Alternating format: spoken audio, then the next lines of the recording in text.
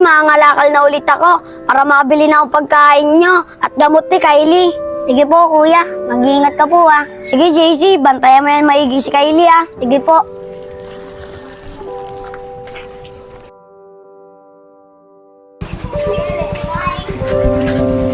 Ano ba yan?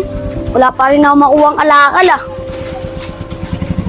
Kailangan ko pa naman pambiling gamot at pagkain. Bakit wala ba mga kalakal? Gutom na yung mga kapatid ko. Rosalie, saan ba tayo pupunta? Sa Montevilla, Kyle. Kasi nandun na sila. Rosalie, sigurado ka nandun na sila? Oo, Kyle. Andun na sila kaganina pa. Sakto.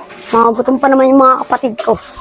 Papi! Uy, bata! Pagkain ko yan! Bigay ng nanay ko yan! Rosalie, habulin ko na lang. Huwag na, Kyle! Hayaan mo na! Baka marami sila doon, mapahamak ka pa. Pero Rosalie, masama yun. Ginawa niya yung pagkain mo.